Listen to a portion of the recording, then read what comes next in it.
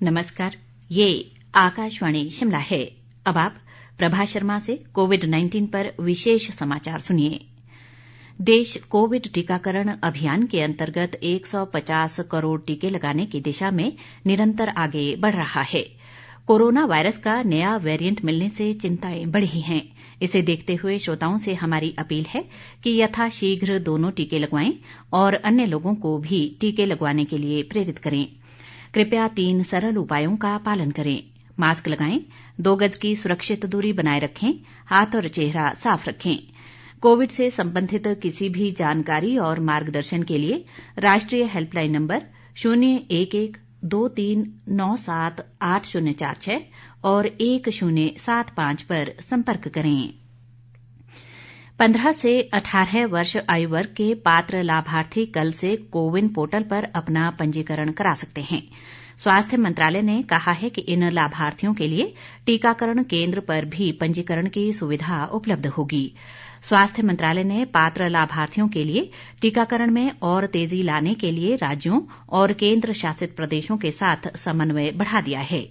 केंद्र ने राज्यों और केंद्र शासित प्रदेशों को अब तक 150 करोड़ 66 लाख से अधिक निशुल्क कोविड रोधी टीके उपलब्ध कराए हैं।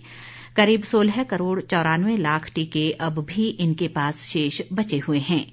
कोविन प्लेटफॉर्म के प्रमुख डॉक्टर RS शर्मा ने कहा कि कोविड वैक्सीन की पहली एहतियाती खुराक 60 वर्ष से अधिक उम्र के उन्हीं लोगों को लगाई जाएगी जिन्हें दूसरी खुराक लिए हुए 9 महीने का समय हो गया होगा। स्वास्थ्य व परिवार कल्याण मंत्रालय ने कहा है कि देश में कोविड टीके की एहतियाती डोज लगाना 10 जनवरी से शुरू होगा। मंत्रालय ने बताया कि केंद्र सरकार इसके लिए पात्र लोगों को SMS भेजकर जानकारी देगी। वैक्सीन का एहतियाती डोज कोविड संक्रमण, अस्पताल में भर्ती होने और बीमारी से होने वाले मृत्यु की गंभीरता को कम करने में सहायक है। प्रधानमंत्री नरेंद्र मोदी ने ओमिक्रॉन संक्रमण को देखते हुए 25 दिसंबर को अपने संबोधन में इसकी घोषणा की थी। एहतियाती डोज 60 वर्ष से अधिक आयु के लोगों के लिए और कोविड का टीका किशोरों के लिए उपलब्ध कराया जाएगा। भारत 10 जनवरी से अग्रिम पंक्ति के कार्यकर्ताओं और वरिष्ठ नागरिकों के लिए बूस्टर डोज लगाना शुरू करेगा। केंद्र ने कहा है कि देश में लगभग 90% वयस्क आबादी को कोविड का पहला टीका लगाया जा चुका है। देश में कोविड-19 से स्वस्थ होने की दर 98.36% हो गई है। कोरोना संक्रमण से अब तक 3 करोड़ 42 लाख 66,363 लोग स्वस्थ हो चुके हैं। मौजूदा समय में देश में कोरोना के सक्रिय मरीजों की संख्या 91,361 है। देश में कोरोना संक्रमितों की कुल संख्या 3 करोड़ 48 लाख 38,804 तक पहुंच गई है। संक्रमण से अब तक देश भर में 4,81,080 लोगों की मौत हो चुकी है। बीते 24 घंटों के दौरान देश में 16,764 नए मामलों की पुष्टि हुई है। इस दौरान 7,585 लोग संक्रमण से स्वस्थ भी हुए हैं।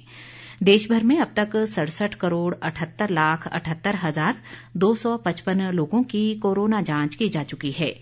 पिछले 24 घंटों के दौरान 12,50,837 नमूनों की जांच की गई। अब तक 144 करोड़ 54 लाख 16,714 कोविड वैक्सीन की डोज दी जा चुकी है। कोविड टीकाकरण के लिए गठित राज्य कार्यबल समिति की बैठक शिमला में स्वास्थ्य सचिव अमिताभ अवस्थी की अध्यक्षता में हुई।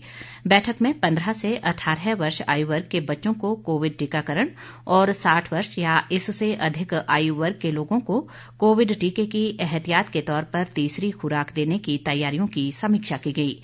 अवस्थी ने बताया कि प्रदेश में 15 से 18 वर्ष आयु वर्ग के बच्चों का कोविड टीकाकरण 3 जनवरी से शुरू किया जाएगा। उन्होंने बताया कि प्रदेश में 9वीं से 12वीं कक्षा के 3,57,450 लाभार्थियों को 2,797 स्कूलों में कोवैक्सीन के टीके लगाए जाएंगे। इस आयु वर्ग के पात्र बच्चे कोविन पोर्टल पर पंजीकरण कर टीके के लिए समय निर्धारित कर सकते हैं। अमिताभ अवस्थी ने बताया कि कोविड की दोनों टीके लगवा चुके स्वास्थ्य कार्यकर्ताओं, फ्रंटलाइन वर्कर और 60 वर्ष या इससे अधिक आयु वर्ग की पात्र आबादी को 10 जनवरी से कोविड टीके की बूस्टर डोज लगाई जाएगी। इसके साथ ही ये समाचार बुलेटिन समाप्त हुआ। नमस्कार।